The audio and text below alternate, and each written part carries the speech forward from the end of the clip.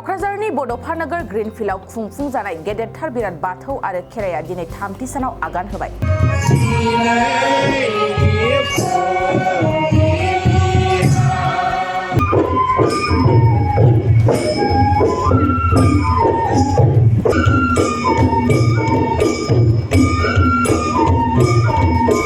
थांनाय 3 मार्चनिफ्राय जागायनानै सानथामनि हाबाफारिजों गेदेरथार बिराद बाथौ आरज आरो खेराइया खुंफुंजादों। खुंफुंजानाय बे गेदेरथार बिराद बाथौ आरज आरो खेराइया दिनै थामथि सानाव आगान होबाय। थामहिनबा दिनै जोबथा सान। जागायजेननाय समनिफ्रायनो खुंफुंजानाय बे बिराद बाथौ आरज आरो खेराइयाव गुबुन गुबुन जिल्लानि गोबां बाथौ आरज गाबगिरि आरो बाथौ धोरोमारिफोरनि बाहागो लानानै आरज गाबनायखौ नुनो मोन्दों। बेबादिनो गोबां बर'नि राजखान्थि दैदेनगिरि, थुनलाइगिरि आरो गोबां समाज सिबियारि फरायसा लाइमोनफ्राबो बे हाबाफारियाव जर'खायै बाहागो लानानै आरज गाबदों। दिनैनि जोबथा सानाव खुंफुंजानाय हाबाफारिजोंनो सोमोन्दो लाखिनानै बाथौ धोरोमनि नेमखान्थिजों खेराइ फुजा होनायखौबो नुनो मोननाय जादों। बेहाय सानथामनि हाबाफारि, बे सानथामनि हाबाफारिजों आसाम आयेन आफादनि मानगोनां बुंथिगिरि बिस्वजित बिथांनि बानजायनायाव दिनै बे क'क्राझार जिल्लानि सिङाव थानाय बड'लेण्ड सेक्रेटारियेटनि लांगोना बुंनो थाङोबा बे ग्रीनफील्डआव खेराइ फोरबो माने बिराद खेराइ आरज फोरबो बियो आरो खेराइ फालिनाय थांखिया बेनो, जोंनि गेजेराव जोङो जाय थांखि सानस्रिफोरखौ लालायनानै हाबा मावबोदों, जोंनि रायजो जानायनि बाथ्रा बेवहाय दङ जे जोङो थांनानै थानायाव जोंनि गुदि धोरोम बाथौ आफा बोराइ बाथौनि मुं लानानै जोङो बुहुमाव मोनसे गोजोन थासारि, जोंनि जौगाथाय, जोंनि खौसेथि बेखौ नागिरनानै जोङो इसोरनि मुं लानानै आरज गाबो, आरज गाबनांगौ बा इसोरखौ फोथायनायजों जों खामानि मावनांगौ। दा बाथ्राया जाहैबाय, बुंनो थाङोबा बिथांनि हांख्रायनाय बायदि जों सौफैदों धेमाजि जिल्लानिफ्राय आरो जोंनि बर' कसारि अनसाय गावायनिफ्राय आंनि लोगो सोलोंथाइ बिफाननि EM बिथां अनिल बसुमतारीबो बाहागो लादों, प्रणब बर' बाहागो लादों। जों माखासे मानसिफोर बेवहाय सौफैदों आरोखि। जों खोब मोजां मोनदों आरो बर'नि धोरोम आसारखान्थिनि गेजेरजों जे मोनसे थांखिखौ लानानै बिथा खालामनानै मानगोनां बिस्वजित बिथाङा बे बिराद आरज खेराइ फोरबो बेखौ थामथिम खालामनानै दिनै जाफुंसार होनायनि मोनसे समावनो सफैबाय। दिनै जोबथा सान खेराइ, दा दसे उनावनो खेराइनाया जासिगोन। दा बे जोंनि थाखाय गोजोनथाव बाथ्रा आरो जों बेखौनो जोङो फोथायो, गमामायैनो बर'फोरनि गेजेराव जानो हागौ जोङो गोबां धोरोम मानियोब्लाबो जों गावनि गुदि आंगोथिखौबो जोङो हमथानानै लाखिनाय बाथ्रा फैयो। दा भारतआ मोनसे धोरोम बासिलायै हादोर जानो हागौ बा नंगौ, बावहाय जाय गोसो जायो, जायखौ मोजां मोनो बे धोरोमखौ फालिनो हायो। अब्लाबो बर' फिसा हिसाबै आं बेखौ बुंनो लुबैगोन, जोंनि गुदि धोरोमा बाथौ मोनखाय बे धोरोमनि आसारखान्थिनि गेजेरजों जों इसोरखौ सिबिनानै जोंनि संसार जानायनि बाथ्रायानो जा, सुबुं माहारिनि मोजांनि बाथ्रायानो जा, जोङो आफा बोराइ बाथौनि सेराव आरज गाबनानै जोङो बोर बिनानै लानानै खामानि मावनायनि बाथ्राफोरखौनो जोङो दिनैहाय फोरमायबोदों।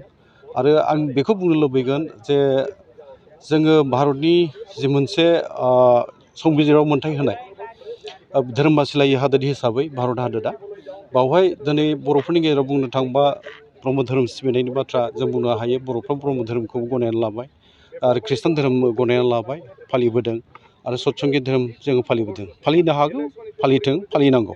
नाथाय आं बुंनो लुबैनाया जाहैबाय, गुबुन गुबुन धोरोमाव जोंनि मानसिफ्रा दङब्लाबो बा बर' सुबुंफ्रा धोरोम फालियोब्लाबो गावनि आंगोथिखौबो नारगारनायनि बाथ्रा फैनो नाङा। जानो हागौ जोंनि बर'नि गुदि धोरोम बाथौआव माखासे आसारखान्थिफ्रा गोदोनिफ्राय सोलिबोनाय हिसाबै बबेबा गनायजाथावै आजावजाथावैबो थानो हागौ। नाथाय अब्लाबो गाज्रि माबा मोनसे आसारखान्थि हाबनानै दङब्ला बेखौ जों बोरै फोसाबनांगौ बेनि बाथ्राफोरखौसो सावरायनांगौ। आरो आंनि बाथ्राखौथ' आं बुंनो लुबैयो, आंनि बाथ्रा माने आंनि जि बुंनो गोनां बाथ्रा धोरोमनि बिथिङाव नैबे गाज्रि बबेबा मोनसे आसारखान्थि हाबनानै दङबा बे गाज्रिखौ नेवसिनाय बाथ्राखौ आं बुंनो लुबैया बा नेवसिनो नाङा होननानैसो आं बुंगोन आरोखि। गाज्रियावनो थानानै, गाज्रिनि गेजेरावनो थानानै गाज्रिखौ फोसाबनानै गनायजाथाव खालामनानै सुबुं समाज जोङो माबा मोनसे मोजां राहा लामा बा आसारखान्थिखौ जोङो गनायजाथाव बा आजावजाथाव खालामनायासो जोंनि मावनो गोनां बिबान होननानै आं सानो। जायखिजाया थांखिया बेनो जे जोंनि गेजेराव दिनै गोबां फाराग फैबाय, फाराग दंलायलायो। जोङो हाबा मावबोनायफ्राव जेरैबायदि जों खौसेथिनि बाथ्रा बुंबोदोंमोन, बेफोरो हाख'वाखै बा जोङो नाजादोंबाबो बे जाफुङाखै। फारसेथिं बड'फा उपेन्द्र ब्रह्मआ बर'फोरनि गेजेराव मोनसे गेरेमसा बर' माहारि दानायनि बाथ्राखौ जोंनो फोरोंबोदोंमोन। बे थांखिफोरखौबो जोङो बावनानै थाङाखै। नाथाय जों मावफुंनायाव दिनैबो हाफुंजोबाखै, बेखौबो जों गनायनांगोन। ओंखायनो फैगासिनो थानाय समफोराव इयुननि बुब्लिफोराव जोङो बोरैबा खौसे जानानै जयैनो खामानि मावनो हायो नामा, बर' हारिनि थाखाय माबा मोनसे मोजां जोङो खामानि मावनानै सिगांलांनो हायो नामा, बेफोर थांखिखौ बिथा खालामनानै इसोरनाव आर'ज गाबनो, बोराइ बाथौ आफानाव आर'ज गाबनो जों खामानि मावनायनि गोदान मोनसे जि मिजिं थांखिखौ लानानै जों सिगांनो साननाय जादों। आरो बे थांखिखौ बिथा खालामनानै खेराइ फोरबो बा बिराद आर'ज खालामनाय बे जादों।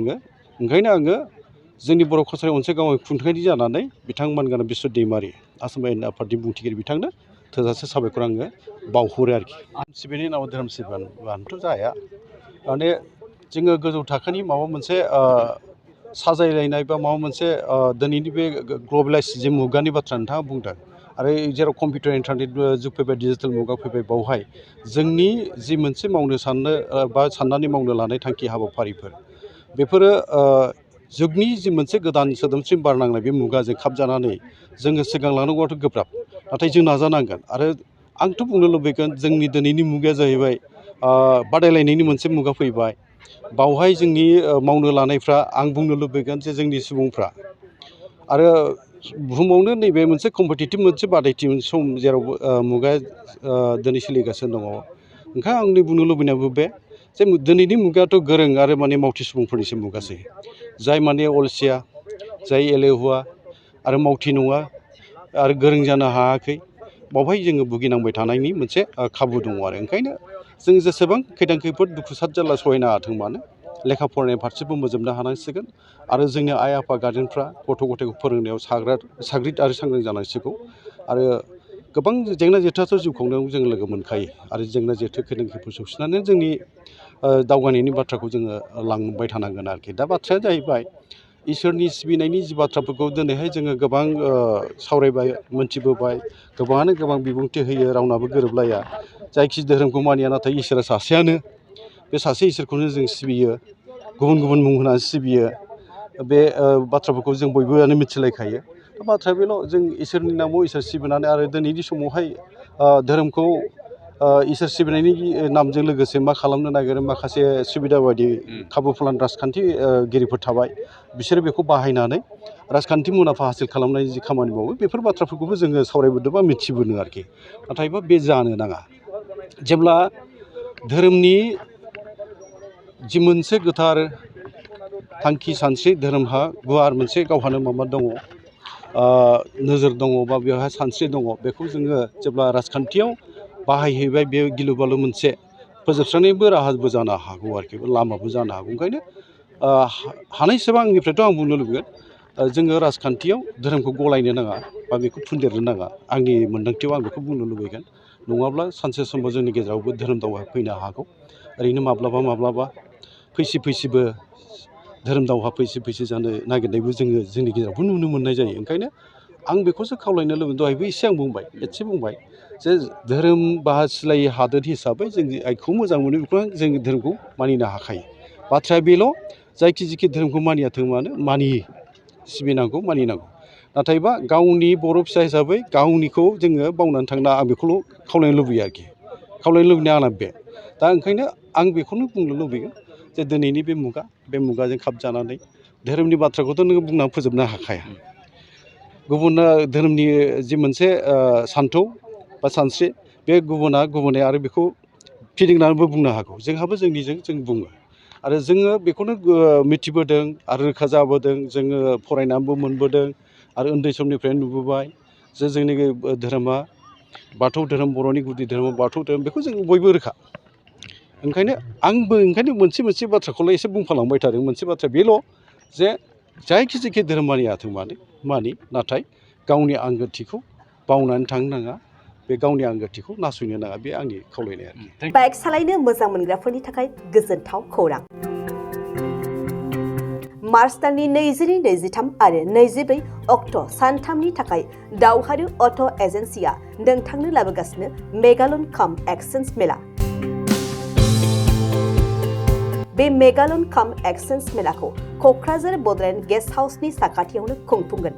बे मेलायाव बारा नङा 14,999 रांसिमाव डाउन पेमेन्ट होनानै बाजाज कम्पानिनि गुबुन बाइकफोरखौ ल'नाव लानो हागोन।